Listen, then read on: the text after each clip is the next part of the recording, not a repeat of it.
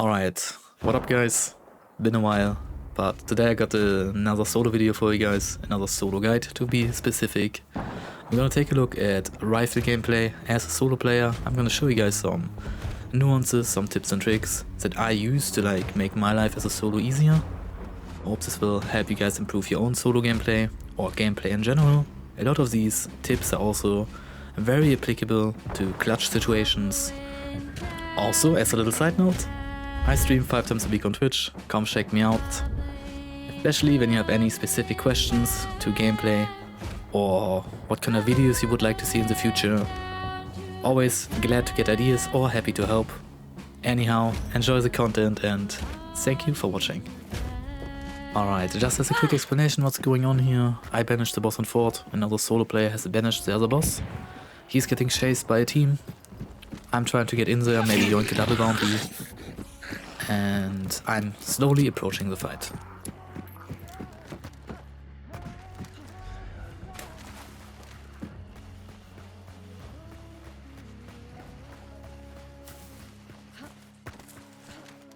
I didn't hear any gunshots at all anymore. I know the fight is over. I don't really know what is going on here, so I'm slowing my push down a little bit. I was originally planning on third partying and catching people off guard. When you approach such fights and you're kinda prepared to fight the trio, always make sure you break line of sight with the enemy team, try to position yourself near hard cover, or at the very least use foliage to break line of sight with the enemy team. This is why I'm kind of rotating here to the left, going to the tree, going behind the bushes, so if I spot someone, I'm kinda have an isolated 1v1. In general, when you 1v3ing, clutching, that's what you're always looking for. You wanna try to fight one enemy at a time, if possible. Okay, I gave away my position by getting that entry kill here. Instead of pushing, I fall back and break line of sight with the foliage. Since they heard the gunshot, I gave away my location, and by the time they look here, I don't want them to see me. My main goal here is to locate my 2 enemies and create 1v1s. Now that he has to heal, I know that I'm in a 1v1, so I'm gonna use this time to make another kill happen. I don't see the third one. They could have helped their teammate, but they're not peeking, so I'm assuming they went for the revive. I'm gonna keep the aggression up here. One of them is a one-tap to my martini, and I have fanning. In those kind of situations, just keep applying pressure. They're probably talking to each other in comms, it's very hectic. And in chaos, you can thrive.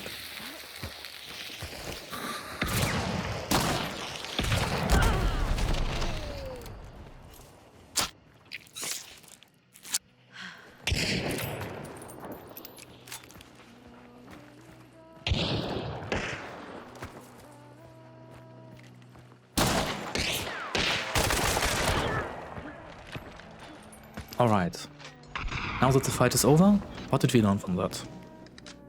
The most important thing here is that I always broke line of sight by using foliage or hard cover to get into 1v1s. I never fought 2 people at a time, that would be a huge disadvantage for you, so always look for 1v1s, always create 1v1s.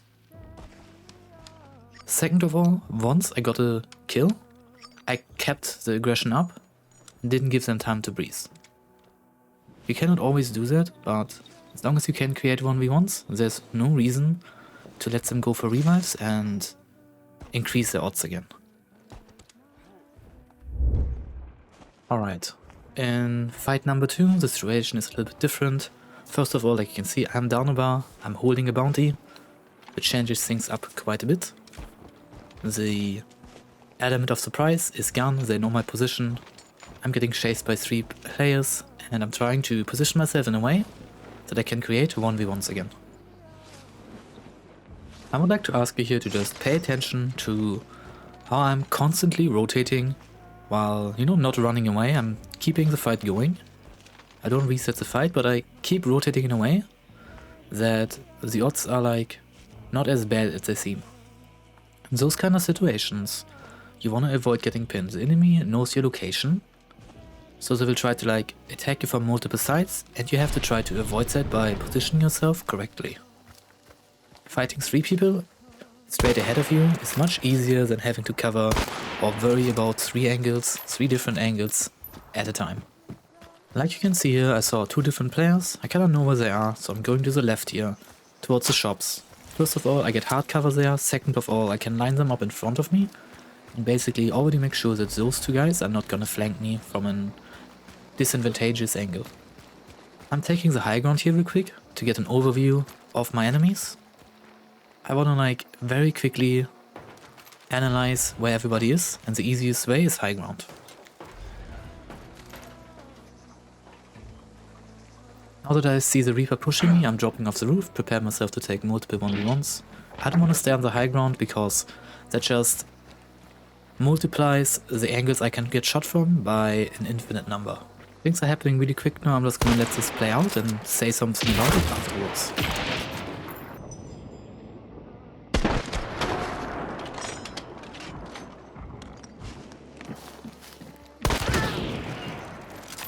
Alright, 2 important things happened here. First of all, by positioning myself correctly, I lined them all up in front of me. And second of all, even though I missed my initial shot, which I should have hit, let's be real here, I stayed calm and kept going. Don't panic, just keep going. Worst thing here is you can die, you will get there with time, but never panic in those situations. Now that I'm in a 1v1, I'm gonna keep the aggression up and try to find the last enemy. Here, see, I have a shotgun, so I'm gonna try to like get slightly out of one-tap range. Doesn't mean you have to be 100 meters, but be further away than 15.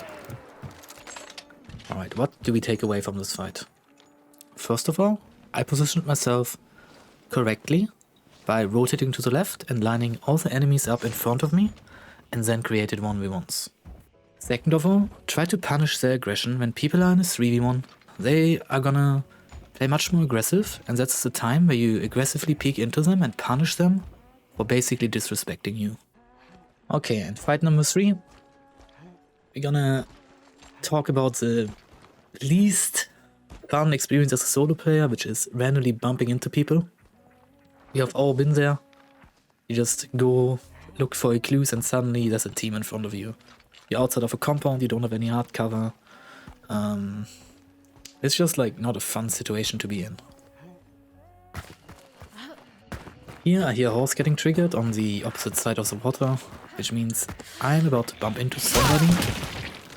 And since we, want to play aggressive, I'm not just gonna like back off and sit in a bush. They don't know of my location yet, so I'm gonna try to like use my advantage of being alone and being very hard to spot and try to ambush them.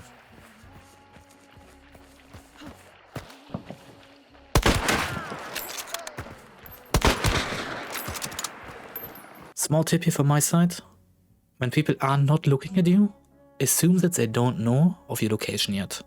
So take your time with your first shot. The first bullet makes or breaks the fight.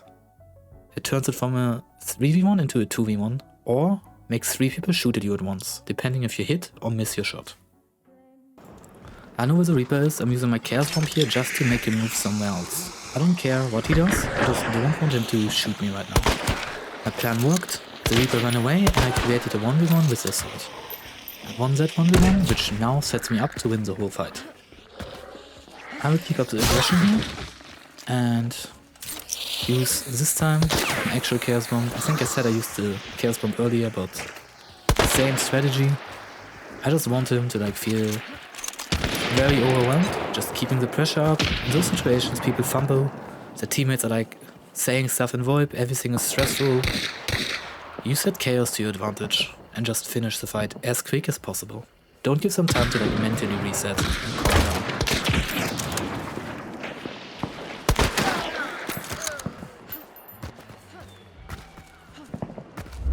And in the last clip of this video, I'm gonna show you guys how I'm fighting a bounty team, sieging a boss lair. I'm using a nitro here, but it's the same as with the rifle, because I kinda played like the rifle in this case. But you will see.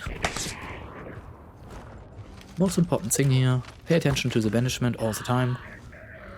At the moment they don't really know that I'm a solo player, but as soon as they pick up, they will know. So the closer you get to 100% without getting a pick, the more careful you have to position yourself so they don't just monkey rush you down. Like you can see here, I placed some traps just in case they try to monkey rush me. And then I back off a little bit so I can prepare myself to create 1v1 scenarios by using the foliage or trees as hard cover. Like you can see here, they scanned me, they saw that I'm a solo player, so they decided to play super aggressive and run me down. I punished the aggression by getting a pick here and instantly turned it into a 2v1.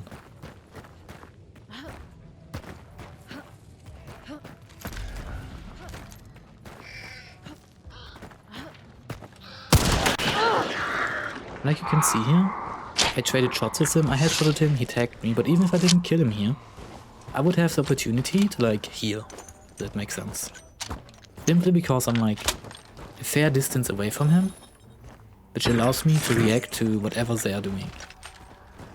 Now that we're in a 1v1, I'm gonna actually push the compound, I'm gonna rotate to the right here because from that position I will be able to contest both buddies in case he's reviving or planning to revive.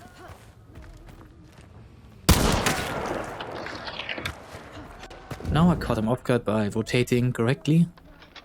He didn't even know where I was. Maybe he didn't use his dark side yet, but even if he was, I kept on the move, I kept keeping them guessing, I didn't stay in the position where I was, which is very important. Never peek the same angle twice. Overall, what can you take away from this fight is that, you know, keep your distance, give yourself a buffer zone between you and the enemy, especially when you don't know what guns they have. If they have rifles, it wouldn't have mattered that much. But if they have shotguns, you don't want to be that close to them. You don't want to give them the opportunity to one-tap you.